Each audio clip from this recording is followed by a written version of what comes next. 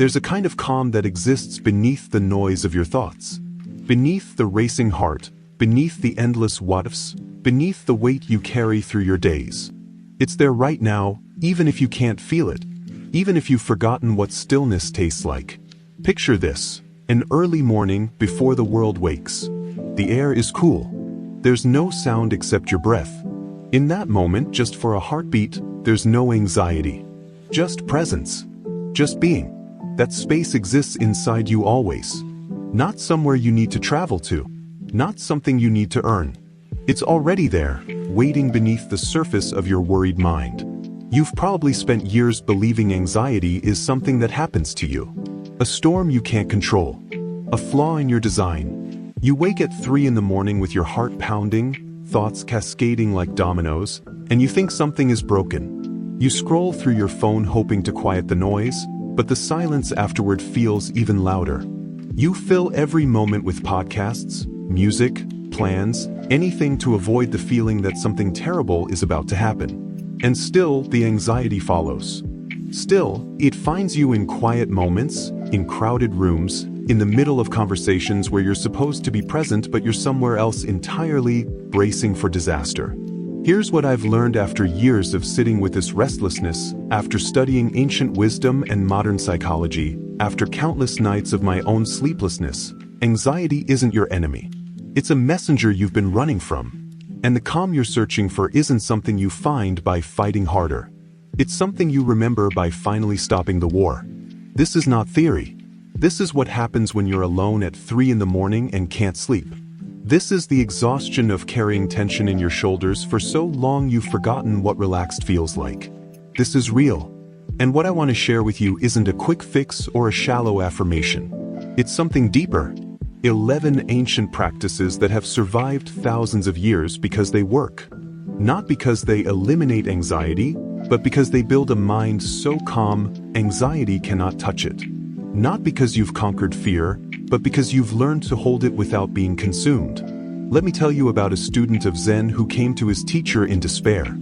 His mind, he said, was like a wild horse, uncontrollable, exhausting, always running toward the next worry. The teacher listened, then asked him to try something. For 1 week, don't try to calm the horse. Just watch it run. Notice when it bolts. Notice what frightens it. Notice, but don't intervene. The student was confused. Wasn't the point to gain control? The teacher smiled. The point is to stop fighting. The horse only runs faster when you pull the reins. The first practice is this: observe without interference. Your anxiety wants to be seen, not solved. Right now, as you listen to this, where does anxiety live in your body? Is it in your chest, tight and heavy? Is it in your throat, like words you can't say?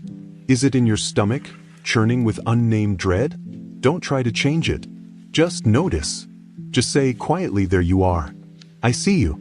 This simple act of witnessing shifts everything. Because when you stop treating anxiety as the enemy, when you stop trying to push it away, something remarkable happens. It loses its power over you. In Stoic philosophy, there's a concept called the dichotomy of control. Marcus Aurelius, the emperor who ruled an empire while battling his own inner turmoil, wrote about this late at night in his personal journals. He said, "You have power over your mind, not outside events. Realize this and you will find strength. Most of your anxiety comes from trying to control things that cannot be controlled. The future, other people's opinions, circumstances beyond your reach. You lie awake playing out scenarios, preparing for disasters, as if worrying could somehow protect you. But it can't. All it does is exhaust you." The second practice, release what you cannot hold. Take a breath. Ask yourself, is this within my control? If the answer is no, practice letting it go. Not with force, but with gentleness. Imagine holding sand in your fist. The tighter you grip, the more it slips away. Open your hand, and the sand can rest there. This is how you hold uncertainty. This is how you hold fear. With an open palm, not a clenched fist. Pause here. Feel this. Where are you gripping? What are you holding on to that you could release? Take 3 slow breaths. In through the nose. Out through the mouth. Longer on the exhale. Let the body soften just a little. There's a practice in Buddhist tradition called noting. It's deceptively simple. When a thought arises, worry, fear, doubt, you simply name it. Thinking, planning, worrying. You don't analyze it. You don't follow it down the rabbit hole. You just note it, like a scientist observing data, and return to the present moment. Return to the breath. Return to the body. Return to now. The mind will wander again. It always does. That's not failure. That's just what minds do. The practice is in the returning over and over with patience, with kindness toward yourself. The third practice, name the visitor. When anxiety arrives, greet it. Say, this is worry. This is fear about the future. This is the story my mind tells when it feels unsafe. By naming it, you create space between you and the feeling. You're no longer drowning in it. You're standing on the shore, watching the waves. And here's what the ancient teachers understood that we've forgotten. You are not your thoughts. You are the one who notices them. You are the awareness, not the noise. This changes everything. Let me tell you about something neuroscience has discovered that the contemplatives knew 2,000 years ago. Your brain has a default mode, a network of thoughts that activates when you're not focused on something external. This is where rumination lives, where anxiety loops, where the mind spins the same stories over and over. But there's another network, the task-positive network, that activates when you bring attention to the present moment, to your senses, to your breath, to what's actually happening right now, not what might happen later. These two networks can't run at the same time. When you ground yourself in presence, the anxiety network quiets. Not forever, but for this moment. And sometimes, this moment is enough. The fourth practice, anchor in the now. Your body is always in the present. It's your mind that time travels, visiting past regrets and future fears. So when anxiety pulls you into tomorrow's disasters, bring yourself back to your body. Feel your feet on the ground.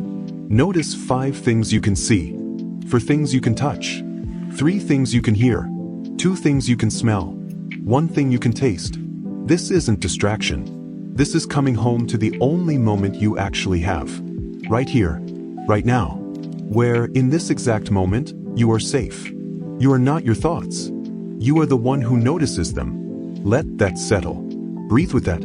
There's a paradox at the heart of anxiety that most people never discover. The more you try to control your mind, the more chaotic it becomes. The more you fight against anxious thoughts, the stronger they grow.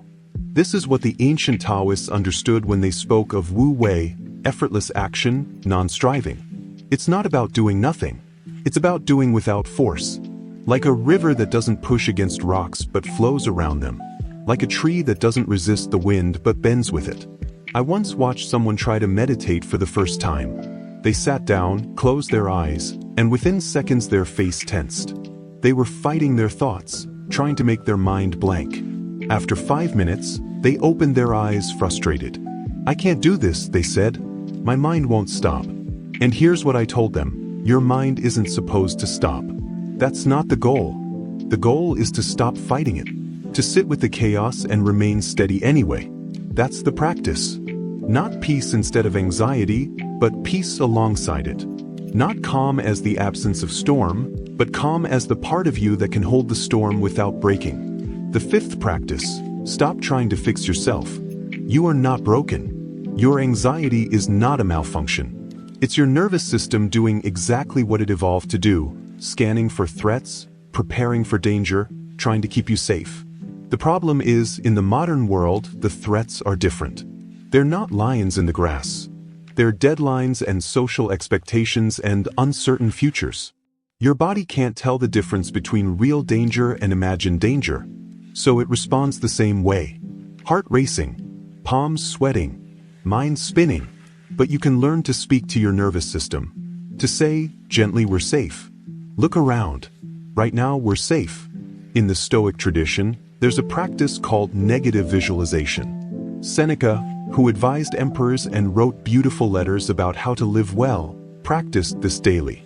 He would imagine losing everything he valued, not to torture himself, but to prepare his mind, to realize that everything is temporary, that loss is inevitable, that clinging only creates suffering. This sounds dark, but here's what happens when you practice this. You stop taking things for granted. You appreciate what you have now. And when change comes, when loss arrives, you're not destroyed by it, because you've already held that possibility with open hands. The sixth practice, befriend impermanence. Everything you fear losing, you will lose eventually. Everyone you love will leave or change. Every version of yourself will die and be replaced. This isn't meant to frighten you. It's meant to free you. Because when you accept that everything is temporary, you stop grasping so tightly. You stop believing that your anxiety can somehow freeze time and keep disaster at bay. You start living in the only moment that exists. The one where, right now, you still have this breath, this heartbeat, this chance to be present. Think about water for a moment. It takes the shape of whatever contains it. It doesn't resist. It doesn't fight. Pour it into a cup, it becomes the cup. Pour it into a river, it becomes the river. This is what the ancient teachers meant by acceptance. Not resignation, not giving up, but adapting to what is, instead of exhausting yourself fighting for what should be. Your anxiety often comes from this gap between how you think life should be and how it actually is. Between the person you think you should be and the person you are. Between the control you wish you had and the uncertainty that's real. The seventh practice, practice radical acceptance. This doesn't mean you like what's happening. It doesn't mean you don't work to change things. It means you stop arguing with reality, because reality always wins. And every moment you spend resisting what is a moment you're not available for what could be. So, right now, what is one thing you've been resisting? One thing you've been fighting against? What would it feel like to say, just for this moment, this is what is. I don't have to like it. I just have to stop pretending it isn't real. There's a story about a farmer whose horse ran away. His neighbor said, "Such bad luck." The farmer said, "Maybe." The next day, the horse returned with 3 wild horses. The neighbor said, "Such good luck." The farmer said, "Maybe." His son tried to tame one of the horses and broke his leg. "Bad luck," the neighbor said. "Maybe," said the farmer. Then war came, and because the son's leg was broken, he wasn't drafted. The neighbors celebrated his good luck. "Maybe," said the farmer. This is wisdom. The refusal to label everything that happens as good or bad. The understanding that you don't know how the story ends. That your anxiety about the future is just that, anxiety. Not prophecy. Not truth. Just fear dressed up as preparation. The eighth practice. Hold judgments lightly. Your mind will narrate everything. This is good. This is bad. This means I'm failing. This means disaster is coming. But what if those stories aren't true? What if they're just thoughts? What if you could observe them without believing them? Try this. The next time an anxious thought appears, add this phrase before it. I notice I'm having the thought that. I notice I'm having the thought that something terrible will happen. I notice I'm having the thought that I'm not enough. This small shift creates enormous space. You're no longer fused with the thought. You're witnessing it. And witnesses are free. You are not your thoughts. You are the one who notices them. Come back to that. Breathe. Here's something nobody tells you about anxiety. It's often unexpressed emotion wearing a disguise. Anger you're not allowed to feel. Grief you haven't processed. Needs you can't voice. Boundaries you haven't set. Your body keeps the score, as they say. And when you push feelings down, they don't disappear. They become background noise. They become tension. They become anxiety, vague, shapeless, everywhere and nowhere. So part of building a calm mind is learning to feel what you actually feel without judgment, without needing to fix it. The ninth practice, create space for feeling. Not wallowing, not drowning, but acknowledgement. When anxiety arises, pause. Ask yourself, what's beneath this? Is there sadness here? Is there anger? Is there fear of being unseen, unheard, unloved? Sometimes just naming the real emotion dissolves the anxiety around it. Sometimes the scariest part is not the feeling itself, but the loneliness of carrying it alone, in silence. So speak it. Write it. Let it move through you. Feelings are like weather. They pass. But only if you let them in. I remember a night years ago when I couldn't sleep. The anxiety was a physical thing. pressing on my chest. I tried everything. Deep breathing, meditation, distraction. Nothing worked. Finally, exhausted, I stopped fighting. I just lay there and said, "You want to be here? Be here. Show me what you're made of." And something strange happened. The anxiety didn't disappear, but it changed. It softened, like it had been waiting to be acknowledged. Like all it wanted was for me to stop running. That night, I learned something the ancient mystics tried to teach. What you resist persists. What you allow transforms. The 10th practice, stop running. Your anxiety thrives on avoidance. Every time you distract yourself, numb out, refuse to feel, you tell your nervous system that the feeling is dangerous, that you can't handle it. So it comes back louder next time, trying to get your attention. But what if you could sit with discomfort? What if you could feel the anxiety fully and discover that it can't actually destroy you? This is exposure, not as therapy technique, but as spiritual practice. Sitting with what is. Breathing through sensation. Proving to yourself, again and again, that you are larger than your fear. Think about the ocean for a moment. On the surface, there are waves, sometimes calm, sometimes violent. But dive deep enough and there's stillness. That's where the whales sing. That's where peace lives. Your mind is the same. On the surface, there are thoughts, worries, endless chatter. But beneath it all, there's a part of you that's always been calm, always been whole. The practice isn't to create that calm. It's to remember it, to sink below the waves of thought and rest in the quiet that's always been there. The 11th practice, return to the depths. Every day, take time to drop beneath the surface mind. Sit in silence. Watch the breath. Let thoughts arise and pass like clouds. Don't follow them. Don't fight them. Just return to the stillness beneath. At first, you might only touch it for seconds. That's enough. Over time, you learn to rest there longer. You learn that no matter how chaotic the surface becomes, there's always this place you can return to.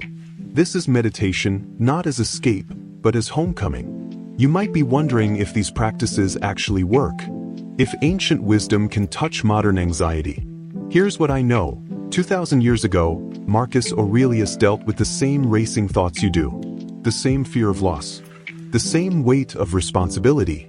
He didn't have smartphones or social media, but he had the same human mind, the same nervous system. And what worked for him, what worked for the Buddha, for the Stoics, for every contemplative tradition that's ever existed, still works. Because the mind hasn't changed. The world has gotten faster, louder, more demanding. But the path to inner calm is the same. Presence, acceptance, compassion, practice. This won't happen overnight. You've spent years training your mind to be anxious, to scan for danger, to prepare for disaster.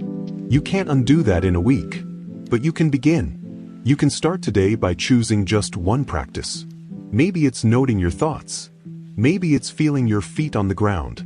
Maybe it's naming one thing you're resisting and saying, just for today, I'll stop fighting this. See what happens. See if the sky falls. It won't. But your shoulders might relax. Your breath might deepen. You might catch a glimpse of that calm beneath the noise. You are not your thoughts. You are the one who notices them. This is the truth that sets you free. Not from having thoughts, but from being controlled by them. Not from feeling anxiety, but from believing it defines you. You are the sky, not the weather. The ocean, not the waves. The awareness that holds everything, disturbed by nothing. Let me tell you what changes when you practice this long enough. You'll still feel anxiety sometimes. That doesn't go away. But your relationship to it transforms. You'll notice it arise and think, oh, there you are again. I know you. You're the voice that thinks worrying is the same as caring. You're the feeling that believes preparing for disaster will prevent it. I see you. And I'm going to breathe through you anyway. You'll find yourself in situations that used to overwhelm you, and you'll realize you're steady. Not because nothing bothers you, but because you've learned to remain present even when bothered. You've built a foundation of calm that external chaos can't shake. People might notice. They might say you seem different, more grounded, more peace. And you'll realize it's not that your life got easier. It's that you stopped resisting it so hard. You stopped trying to control everything. You stopped believing your anxiety was telling you the truth about the future. You started showing up for your actual life, the one happening right now, instead of the imagined disasters that might never come. This is not about perfection. You'll have days when anxiety overwhelms you, when you forget every practice, when you fall back into old patterns. That's not failure. That's being human. The practice is in the returning. Always the returning. Like coming home after a long journey. Like finding your center after being knocked off balance. Again and again. With patience. With kindness toward yourself. Before we part, I want you to try something. Close your eyes if you can. If you're driving or walking, just soften your gaze. Take a slow breath in. And as you exhale, let your shoulders drop. Let your jaw unclench. Feel the weight of your body. Notice that right now, in this exact moment, you are okay. The disasters you fear exist in tomorrow. The regrets you carry exist in yesterday.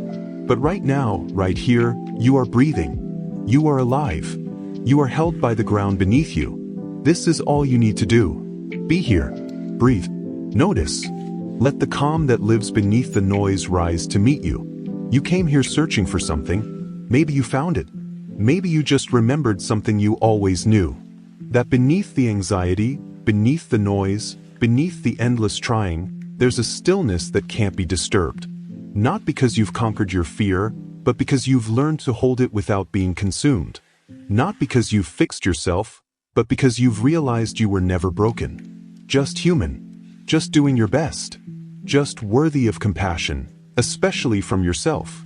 Build a mind so calm anxiety cannot touch it. Not through force. Not through fighting. But through presence. Through practice. Through the gentle, daily returning to what's real, to what's now, to the part of you that's always been whole. You don't have to rush this. But you do have to begin. And maybe, just maybe, you already have. So I'll leave you with this. The next time anxiety visits, don't run. Don't fight. Just breathe. Just notice. Just say, I see you. And I'm going to be okay anyway. Because you will be. You always have been. You always will be. Not because nothing hard will happen, but because you've learned to meet it with presence instead of panic.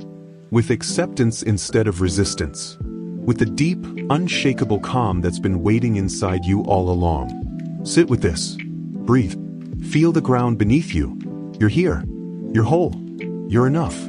And when you're ready, when the moment calls you, begin again. Return to the practice. Return to the breath. Return to the calm that anxiety cannot touch. It's there. It's always been there. Waiting for you to remember.